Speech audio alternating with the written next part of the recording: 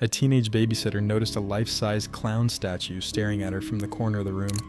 She called the parents to ask if she could cover it up. Their response made her blood run cold. Let me show you exactly how this happened.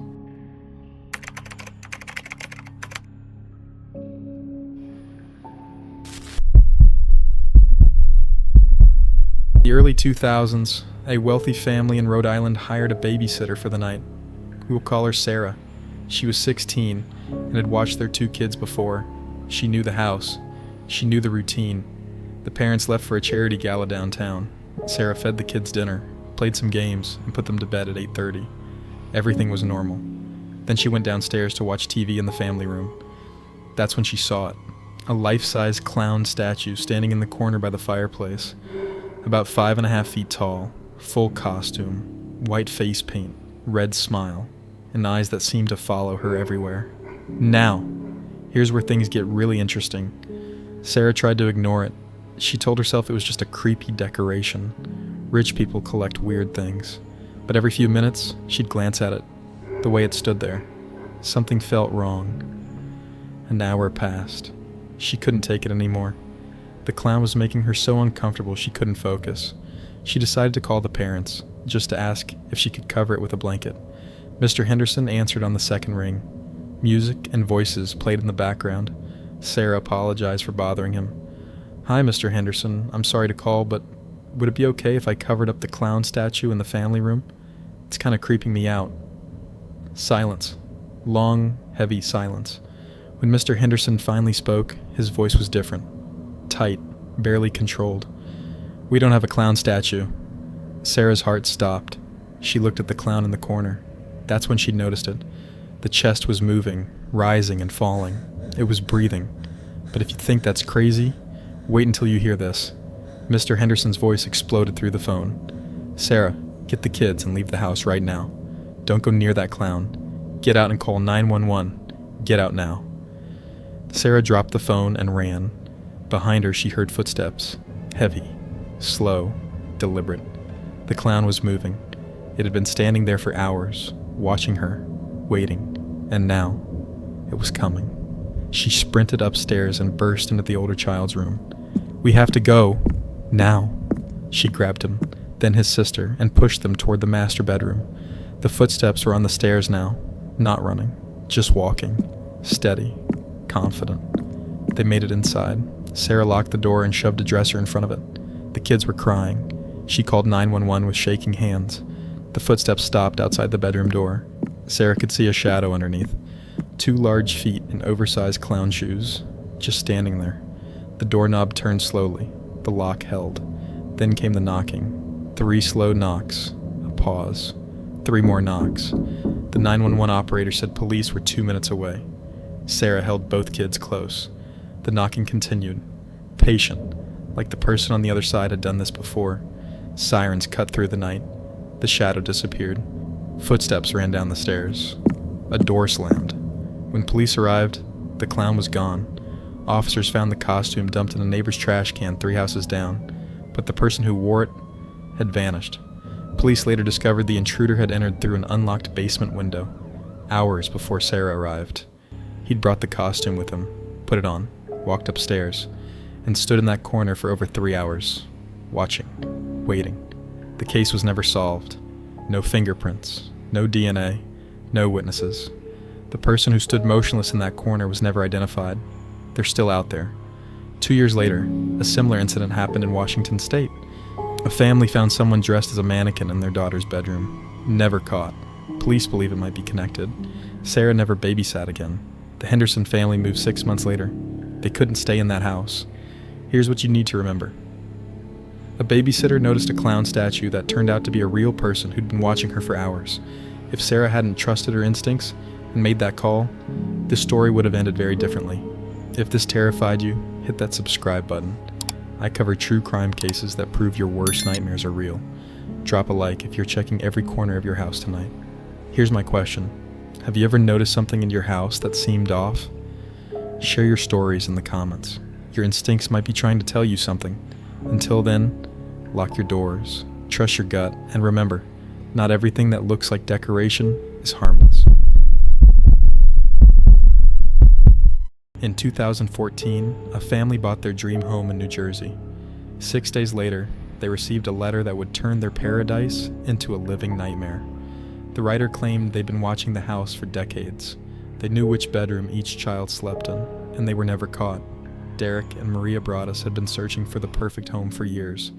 When they found 657 Boulevard in Westfield, New Jersey, they knew it was the one. A beautiful 6-bedroom house in a quiet, tree-lined neighborhood. The kind of place where kids ride bikes and neighbors wave hello.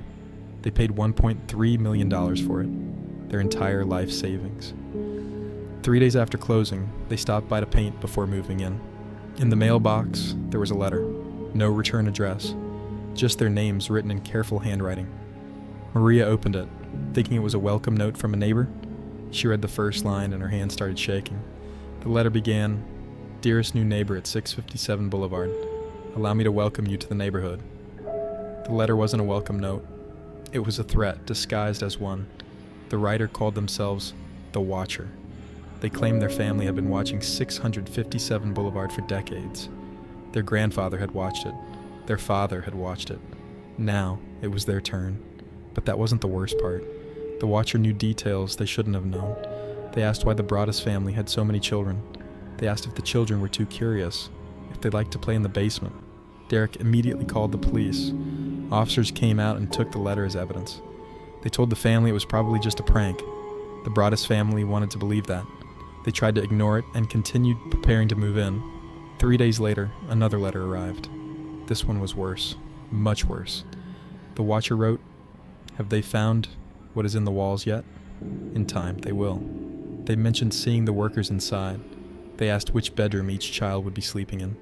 The Broaddus family never moved into the house, not even for one night. Every time Maria imagined putting her children to bed in those rooms, knowing someone was watching, she felt sick. They hired a private investigator. They interviewed neighbors. They installed security cameras everywhere. The previous owners, the Woods family, had lived there for 23 years without incident, or so they claimed. But when police questioned them, something strange came out.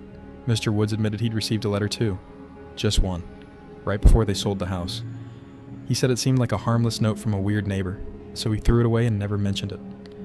The FBI got involved. Handwriting experts analyzed the letters. The paper was generic. The handwriting was deliberately disguised. No fingerprints, no DNA. Police interviewed over 400 people in the neighborhood. Nothing. Meanwhile, the letters kept coming. The third letter was the most disturbing yet. The Watcher wrote about the history of the house, about secrets in the walls and the basement. They said they could see the Broaddus family inside, that they were always watching, always waiting. The family was trapped. They couldn't move in. They couldn't sell it without disclosing the letters, which would tank the value. They were hemorrhaging money on a mortgage for a house they were too terrified to enter. In February 2016, another letter arrived. This one targeted the family's attempts to rent the house. The Watcher wrote, "You have changed the workers. They have been sent to spy on me. I now have to watch you all the time." How did they know about the workers? The family hadn't told anyone outside their immediate circle. The psychological toll was devastating. The Broaddus children had nightmares. Maria couldn't walk down their old street without having panic attacks. Derek became obsessed, driving by 657 Boulevard at odd hours, trying to catch the Watcher in the act. He never did. In 2019, 5 years after buying the house, they finally sold it for $959,000, a $400,000 loss, not counting legal fees, security costs, and mortgage payments on a house they never lived in. The new owners moved in anyway, claiming they weren't afraid. Here's the twist that changes everything. The new family never received a single letter, not one. The Watcher simply stopped. Was it because these new owners weren't scared, or was the Watcher specifically targeting the Broaddus family all along? To this day, the Watcher has never been identified. No arrests have been made. Someone in that quiet, New Jersey neighborhood knows who wrote those letters. Someone has kept the secret for over a decade. If this story opened your eyes, hit that subscribe button. Drop a like if this case terrified you. And here's my question. Would you move into 657 Boulevard today, knowing the full story? Let me know in the comments. Until next time, stay safe and maybe check your mailbox a little more carefully from now.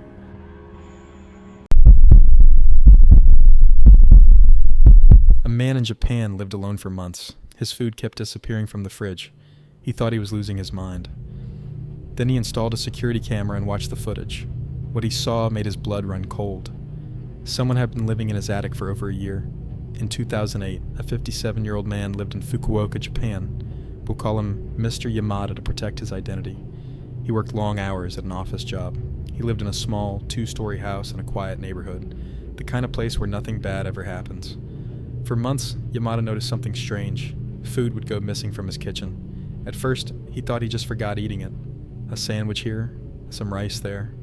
Then bigger items started vanishing. An entire meal he'd saved for dinner. Drinks from the fridge. He lived alone. No roommates, no pets. The doors were always locked. He started thinking he had early dementia. Maybe he was sleepwalking and eating without remembering.